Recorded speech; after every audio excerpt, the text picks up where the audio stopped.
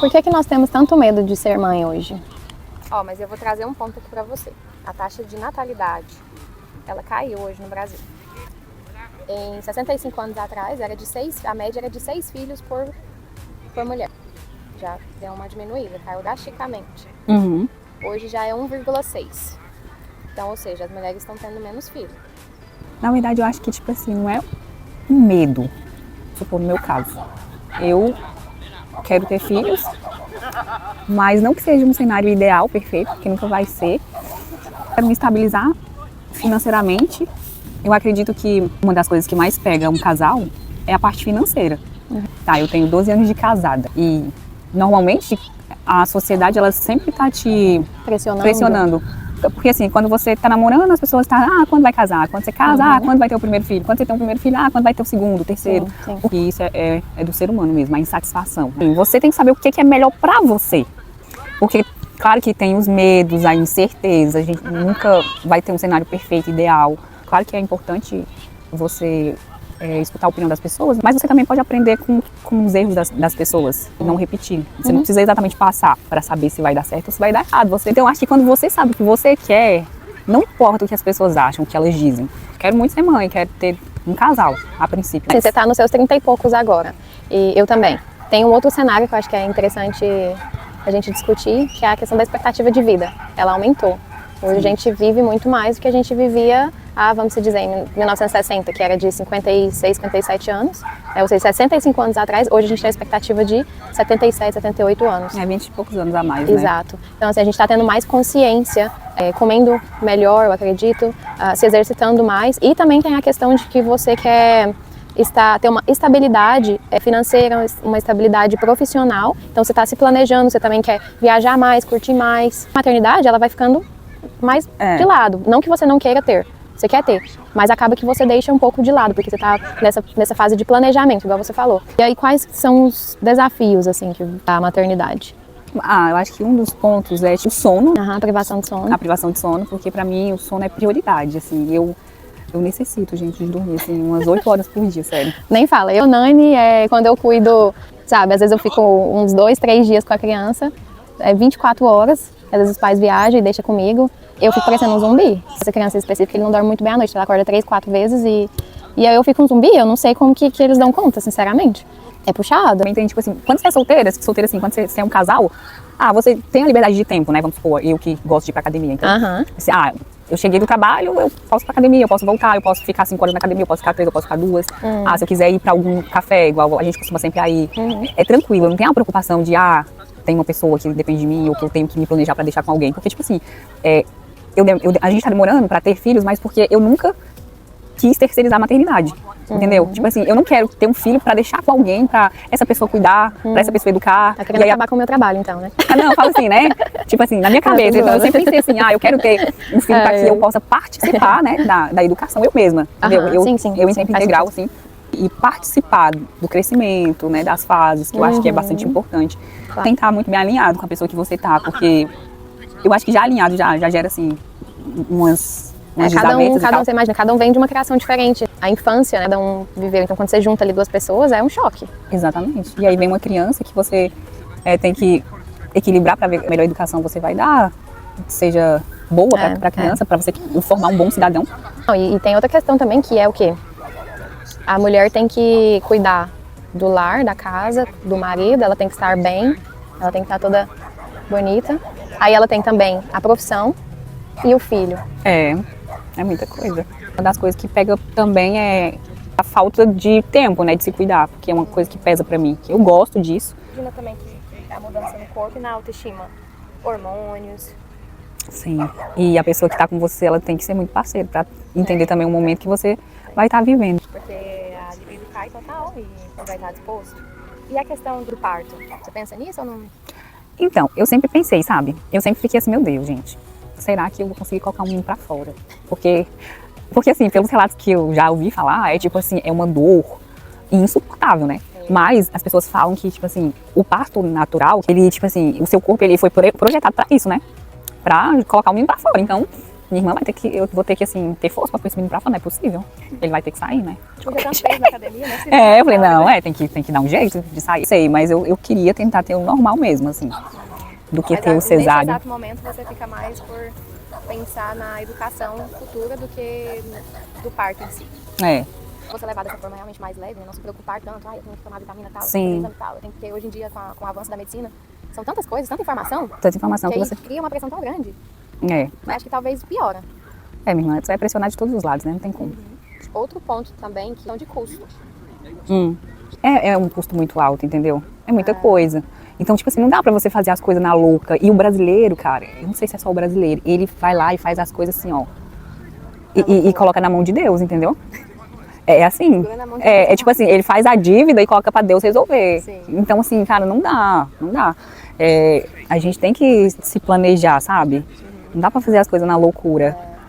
Mas porque você tem essa cabeça, muita gente não tem, e acaba que... Você imagina assim, ó, tem estudos econômicos que fala, obviamente isso vai variar, né? São médios aqui que a gente tá falando, que até 18 anos você gasta 1 milhão com uma criança. Aí, é muita coisa, gente.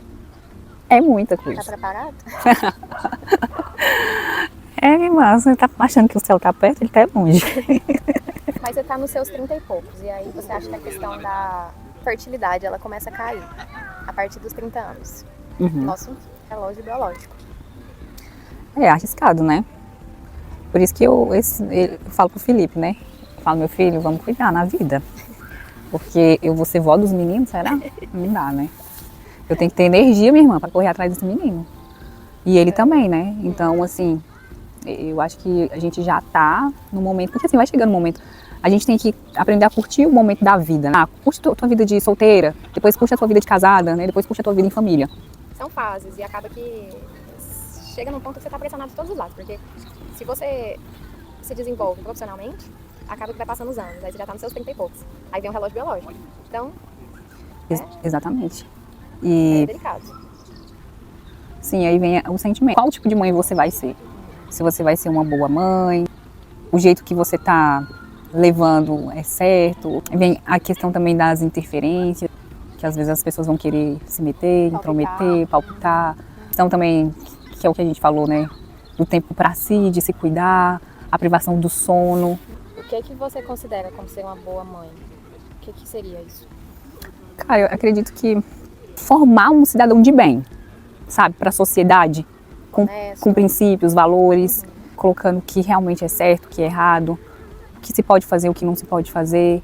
E eu acho que também é importante você deixar que em determinadas situações a criança mesmo, ela tome a iniciativa de resolver. Pode ser algo pequeno, relevante, mas que ela... Autonomia para ela. Para que ela consiga se desenvolver também na vida. Eu vejo que os pais hoje em dia, eles não querem deixar os filhos se frustrarem, entendeu? Isso é um erro muito grande, porque nós temos várias emoções. Se você acaba privando ela de sentir aquilo ali, por exemplo, você quer sempre que seu filho esteja feliz, sorrindo, brincando, e não é assim, porque nós como seres humanos, a gente tem os nossos momentos ruins, difíceis, que a gente chora, que a gente está frustrado, e aí você, desde cedo, não queira que se frustre com algo, ele vai, para onde que vai essa emoção depois? Como é que ela vai aprender a lidar com aquilo ali? Exatamente. Então, esse é um dos erros muito grande, acredito, dos pais, que eu acho que eles têm que entender que tá ok, a criança chorar. Faz parte, né? Faz parte do desenvolvimento emocional dela. Também, tipo, na minha visão, assim, é o colocar o limite também. Tipo assim... Limite pro comportamento. Exato. Não pra emoção. Porque a emoção é o que é? Ela chorar, ela a raiva. A raiva, exato. Dela não... E assim, uma Mas coisa... o comportamento, né, colocar o limite ali, ok, você não pode jogar essa comida aqui no chão, você não pode jogar esse carrinho de brinquedo longe, você não pode me empurrar, você não pode...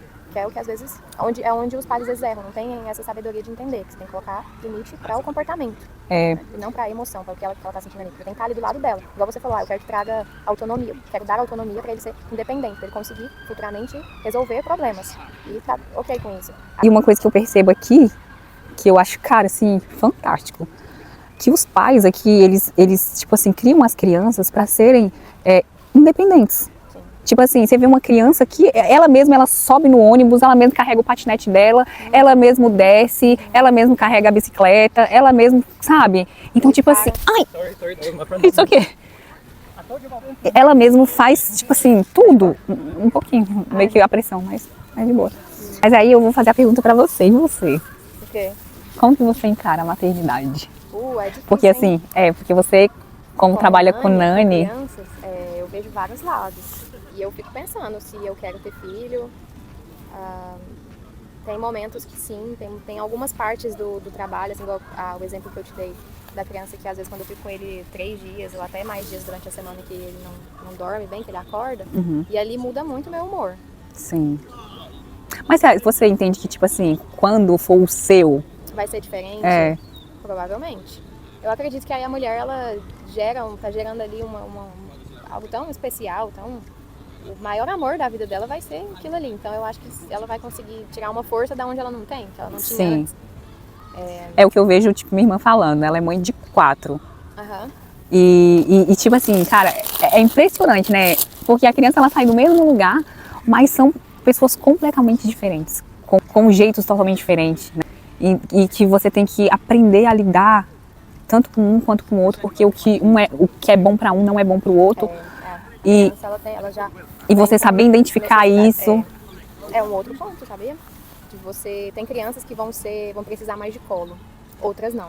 E aí cabe a você identificar isso. Por isso que você nunca dá, a mãe ela pode ter 10 filhos que ela não vai dar a mesma criação. Não existe essa conversa de que é a mesma criação para cada filho. Não. Até porque o que às vezes a mãe passa por gravidez de um não vai ser o mesmo do outro. Às vezes ela tem muito mais dificuldade na gravidez de um, passa mal. Então, aquela mudança ali de hormônios. E o que elas passam também emocionalmente, né? Que também interfere e vai direto na gestação, né? Exato. E ali a criança já sente tudo da barriga. Exatamente. Então, por isso que eu quero estar assim, ó, bem plena, filha. Bem assim, ó, de boa, na nave. E aí eu fico imaginando uma mãe que é solo, sabe? Que é sozinha, que não tem com quem compartilhar, velho. Uma rede de apoio. Uma rede de apoio. O quão difícil é. Aí é um outro obstáculo pra gente que mora fora. A rede de apoio. Exatamente. Porque no Brasil, você imagina, você tem tia, você tem os avós, você tem um primo, um vizinho. Aqui não. Aqui é você por você. Aí como é que essa mãe também se sente de ter a obrigação, a mãe e o pai, de ter a obrigação de trabalhar, fazer o melhor pro filho. E aí não tá presente. A culpa que a mãe sente de não, às vezes, perder algumas fases da criança, alguns momentos especiais. Sim. E tipo assim, na cabeça, eu acredito, na cabeça da criança, ela não entende que é uma reunião importante do meu pai. Entendeu? Eu acredito que ela não tem essa maturidade, essa consciência de enxergar por esse lado. Se é uma criança muito pequena, porque desde pequeno também, se você mostra pra ela que não é em todos os momentos da vida dela que os dois vão poder estar presentes, você vai estar ali sozinho. Então é uma emoção também que a criança desde pequena ela tem que começar a entender que pra gente conseguir as coisas a gente precisa do quê? De trabalhar. Mas a gente também tem que tomar cuidado, porque aí como é que ela vai ver o dinheiro, entendeu? Porque tipo assim, o meu pai, ele sempre tá ausente, às vezes, né? Mas aí a gente já tá falando de... Porque ele sempre tá, tipo assim, trabalhando pra ter dinheiro. Entende? Então, tipo assim, eu acredito que se fosse possível, nos momentos importantes, assim, como uma apresentação na escola, e você ter a oportunidade de priorizar isso, seria o ideal, né? Sim. Seria ideal. Tipo assim, porque não é sempre que você vai ter uma apresentação do seu filho. E é um momento que não vai voltar. Um momento que você vai estar validando ali a identidade dele, mostrando que ele é importante, se fazendo presente, né? Mas eu não acho que também tem outros momentos que você consegue fazer isso? Sim, mas... Validando a emoção dele, mostrando que ele pode estar presente, por exemplo, lendo com ele antes de dormir. Mas a questão é tipo assim... Fazendo umas atividades que só você faz com ele ali. Tanto que eu vivencio isso muito com as famílias que eu trabalho. Às vezes eles ficam o dia inteiro fora, mas tem atividades que eles vão fazer que eu não vou fazer, por exemplo. Com um menino de 4 anos, eu trabalho até uma certa hora, até 6 horas, por exemplo. Depois é o banho, é a hora da leitura e dormir. Esse momento geralmente é só ela que faz com ele, ou só o pai. Então ali também você consegue gerar essa conexão, assim. Sim, mas o que eu quero trazer aqui, numa apresentação de escola, vão ter várias pessoas e vários colegas. Então você, vamos supor, ele vai se comparar, com certeza. Sim.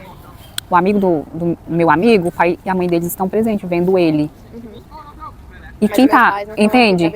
Então eu falo, é delicado essa eu falo nisso, entendeu? É nesse ponto, nesses pequenos detalhes. Assim, no meu ponto de vista é mais você trazer um equilíbrio.